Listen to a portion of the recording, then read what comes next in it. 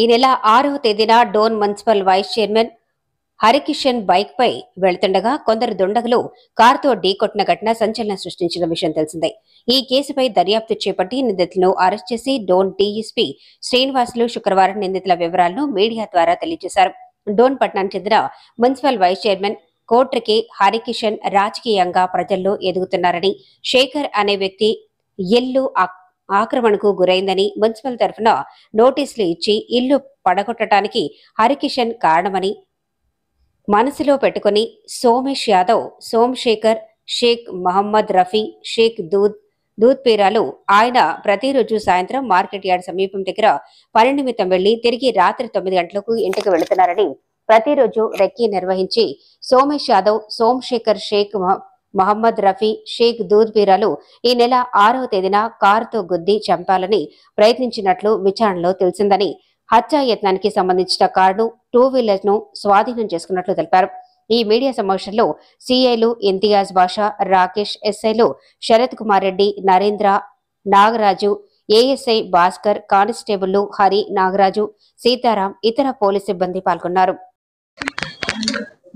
ఈ నెల 6వ తేదీ రాత్రి సుమారు 9:15, 9:20 ఆ టైంలో మీ అందరికీ తెలుసు, Dhone municipal vice chairman కోట్రిక Harikishan వాహనాన్ని ఒక గుర్తు తెలియని వాహనం గుద్దేలేదు. సో దానిపైన ఇనీషియల్గా ఒక కేసు కట్టాము. కానీ దానిపైన డీటెయిల్డ్గా ఇన్వెస్టిగేషన్ చేస్తే ఆ రోజు జరిగింది కోట్రిక హరికిషన్ గారి పైన హత్యాయత్నం.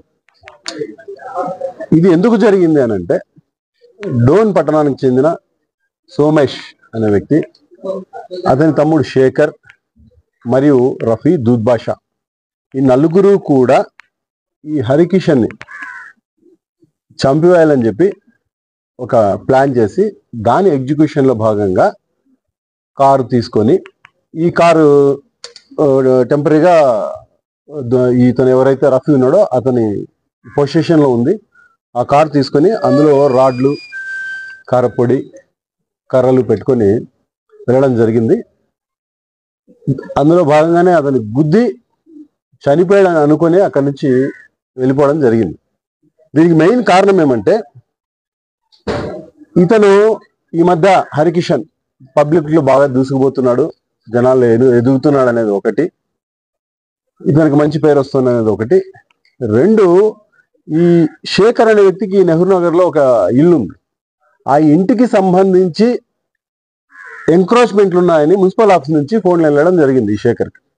వెళ్తే ఇంకా నోటీసులు వస్తా, నా ఇల్లు పడగొడతారు, దీనికి అంతటి కారణం హరికిషన్ అని అతను అనుకొని వీళ్ళందరూ కలిసి ఒక ప్లాన్ చేసి, ప్లాన్లో భాగంగా హరికిషన్ రోజు సాయంత్రం టైం మార్కెట్ యార్డ్ వైపు వెళ్తాడు, మళ్ళీ రిటర్న్ అవుతారు రాత్రి 9:30 ఆ టైంలో అని రెక్కీ చేసి మరి ఆ రోజు గుద్ది చంపడానికి ప్రయత్నం చేయడం జరిగింది.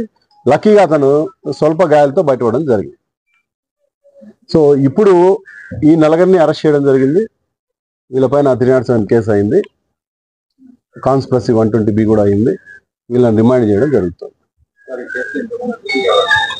ప్రస్తుతానికి మాకున్న ఇన్ఫర్మేషన్ ప్రకారము ఈ నలుగురి ఇన్వాల్వ్మెంట్ ఉంది. మిగతా ఏమనేది ఫర్దర్ కోర్స్ ఆఫ్ ఇన్వెస్టిగేషన్ లో చెప్తాం. ప్రస్తుతానికి ఉన్న ఇన్వెస్టిగేషన్ ఏదో చెప్తున్నాం.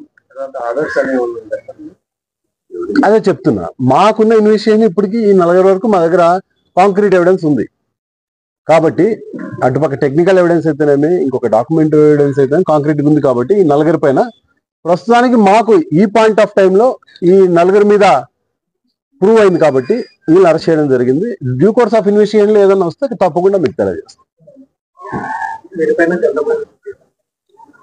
ఈ సోమేష్ పైన గతంలో ఉన్నట్టు ఉంది పాత కేసులు, అవి చూడాలి, ఒకసారి వెరిఫై చేయాలని.